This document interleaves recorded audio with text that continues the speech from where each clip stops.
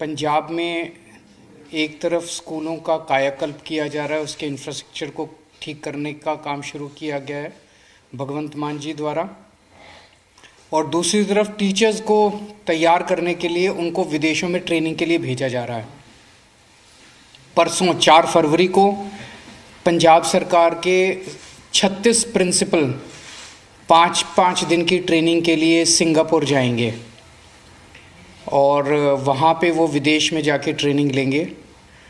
6 फरवरी से 10 फरवरी तक उनकी ट्रेनिंग है, 5 दिन की। जब वो लौट के आएंगे, एक एक प्रिंसिपल हमें उम्मीद है कि एक कैटलिस्ट के रूप में काम करेगा और अपने अपने स्कूल को सुधारने की कोशिश करेगा, जैसे कि दिल्ली में हुआ था। दिल्ली में 1000 से ज़्यादा प्रिंसिपल्स अभी तक विदेशों में जा चुके हैं और वापस लौटने के बाद उन्होंने अपने अपने स्कूलों को सुधारा है।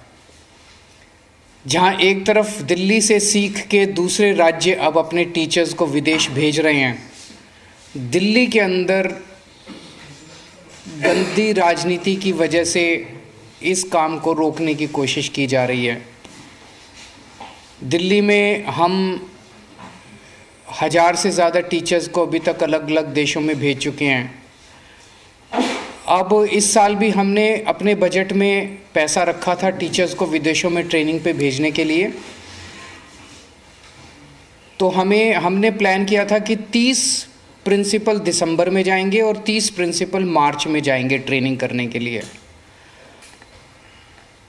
लेकिन अनफॉर्चुनेटली एलजी साहब की बार बार फाइलों के ऊपर बेतुके ऑब्जेक्शंस लगाने की वजह से दिसंबर में ट्रेनिंग पे नहीं जा पाए टीचर्स, वो कैंसिल हो गई।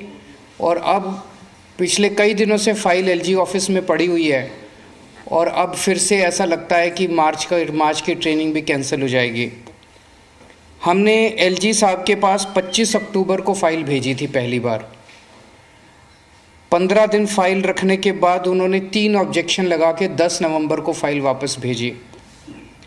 हमने जब वो ऑब्जेक्शन पूरे करके दोबारा फाइल उनके पास भेजी तो 9 जनवरी को उन्होंने 2 और ऑब्जेक्शन लगा के फिर फाइल वापस भेज दी। अब हमने वो भी ऑब्जेक्शन दूर करके 20 जनवरी को दोबारा फाइल उनके पास भेजी है। अभी तक फाइल का कोई अता पता नहीं है। जब मैं और मेरे सारे विधायक एलजी हाउस गए थे, राजनिवास गए थे इसके विरोध में और रिक्वेस्ट करने कि आप फाइल क्लियर कीजिए, तो एलजी साहब के यहाँ से पूरे मीडिया में दिया गया था कि मुझे कोई आपत्ति नहीं है टीचर्स के विदेश जाने में, मैं तो कोई आपत्ति नहीं कर रहा, मैंने तो एक इन्फॉर्मेशन मांगी थी। अगर वो आपत्ति नहीं कर रहे तो फिर 15 दिन से फाइल उनके दफ्तर में क्यों पेंडिंग पड़ी हुई है, उन्होंने क्यों नहीं क्लियर किया? इस सिलसिले में मैं ये कहना चाहता हूँ कि कानून में, संविधान में साफ साफ लिखा है LG is bound by add and advice of council of ministers. इसका मतलब ये होता है कि फाइलें एलजी के पास नहीं जानी चाहिए। जैसे दूसरे राज्यों में भी ये लिखा हुआ है कि governor is bound by add and advice of council of ministers. केंद्र सरकार में लिखा है president is bound by add and advice of council of ministers. तो केंद्र सरकार में भी फाइलें नहीं जाती प्रेसिडेंट के पास, राज्यों में फाइलें नहीं जाती गवर्नर के पास। दिल्ली में भी 2018 में संविधान पीठ, सुप्रीम कोर्ट की संविधान पीठ ने ऑर्डर किया था कि एलजी के पास फाइलें नहीं जाएंगी। मुख्यमंत्री और मंत्री सारे निर्णय लेंगे और वो निर्णय तुरंत लागू कर दिए जाएंगे। लेकिन 2021 में केंद्र सरकार ने बदमाशी करके और कानून पास कर दिया और कानून में लिखा कि सारी फाइलें एलजी के पास जाया करेंगी। ये कानून बिल्कुल गलत है। अब सारी फाइलें एलजी के पास जाती हैं, हर फाइल के ऊपर एलजी जो है वो 2-4 उल्टी सीधी कोई ना कोई ऑब्जेक्शन लगा देते हैं। तो ये कानून बिल्कुल गलत है। ये कानून संविधान के खिलाफ है। संविधान पीठ जो थी सुप्रीम कोर्ट की, उसने साफ साफ कहा था कि कोई फाइल एलजी के पास नहीं जाएगी, क्योंकि हमने संविधान पीठ को बताया कि किस तरह से उसके पहले एलजी साहब ने ऑब्जेक्शन लगा लगा के 2 साल तक मोहल्ला क्लिनिक रोक दिए, ऑब्जेक्शन लगा लगा के 2 साल तक सीसीटीवी कैमरे नहीं लगने दिए। तो संविधान पीठ ने कहा था कि 2018 में 4 जुलाई 2018 का ऑर्डर है कि कोई भी फाइल एलजी के पास नहीं जाएगी, लेकिन 2021 में इन्होंने संविधान की उल्लंघन करके संविधान के खिलाफ केंद्र सरकार ने कानून पास कर दिया। अब हमने सुप्रीम कोर्ट में इस कानून के खिलाफ याचिका दायर की हुई है और हमें उम्मीद है कि सुप्रीम कोर्ट जो है इस कानून को गैर संवैधानिक डिक्लेयर करके इस कानून को रद्द करेंगे ताकि दिल्ली सरकार अपने काम कर सके। इस तरह से हर काम में अड़चन अड़ाना, दिल्ली के लोगों के हर काम में अड़चन अड़ाना, चुनी हुई सरकार के हर काम में अड़चन अड़ाना, ये सही नहीं है।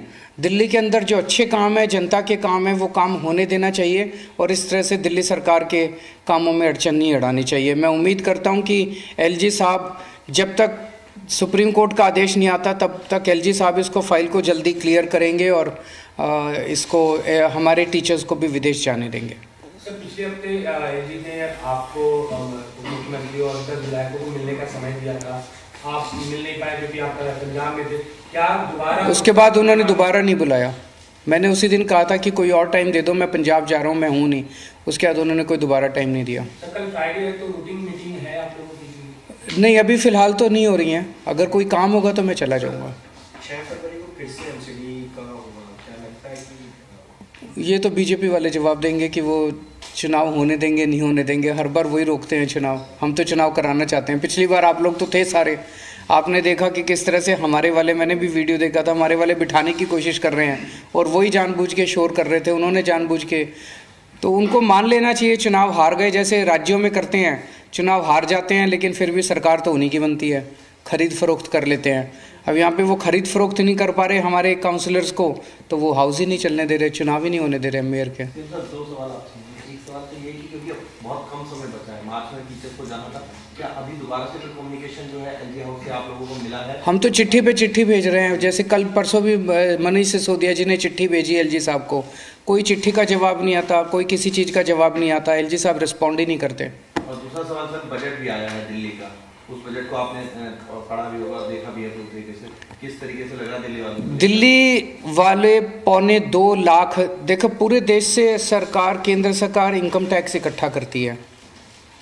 उस इनकम टैक्स को केंद्र सरकार इकट्ठा करती है, लेकिन केंद्र सरकार उसको इस्तेमाल नहीं कर सकती, उसको उसे केंद्र सारे राज्यों में बांटना होता है। It is a divisible pool of taxes. तो जितना इनकम टैक्स पूरे देश से इकट्ठा होता है उसे सारे राज्यों में बांटना होता है। पूरे देश में सबसे ज़्यादा इनकम टैक्स दिल्ली देती है, दिल्ली के लोग देते हैं। 2.25 लाख करोड़ रुपए का पिछले साल हमने इनकम टैक्स दिया और उसमें से दिल्ली को केवल 325 करोड़ रुपए पिछले 20 साल से मिल रहे हैं, हर साल 325 करोड़। तो एक कहते हैं ना कि सोने की मुर्गी, सोने के अंडे देने वाली मुर्गी को मारना नहीं चाहिए, तो दिल्ली तो एक तरह से सोने के अंडे देती है, उसका ही अगर गला घोट दोगे तो फिर कैसे काम चलेगा?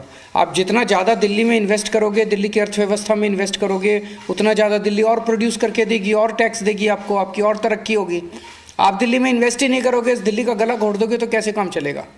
दूसरा, कल बजट में केंद्र सरकार ने देश के जितने नगर निगम हैं, म्यूनिसिपैलिटी है, म्यूनिसिपल कॉरपोरेशन है, म्यूनिसिपल काउंसिल है, छोटे बड़े जितने नगर निगम हैं, सारे नगर निगमों को पैसा दिया पूरे देश में, केवल दिल्ली नगर निगम को पैसा नहीं दिया। मैं केंद्र सरकार से पूछना चाहता हूं, आपका दिल्ली के लोगों से क्या दुश्मनी है आपकी? केवल दिल्ली नगर निगम को पैसा नहीं दिया, बाकी पूरे देश के सारे नगर निगमों को पैसा दिया। आप बजट उठा के देख लो। सर, एक सवाल है, खबर आ रही है ईडी के चार्जशीट पे, उसमें ईडी ने दावा किया है कि जो लिकर स्कैम था लिजिट दिल्ली का, उसके किकबैक्स को गोवा इलेक्शन में इस्तेमाल किया गया था। ये चार्जशीट में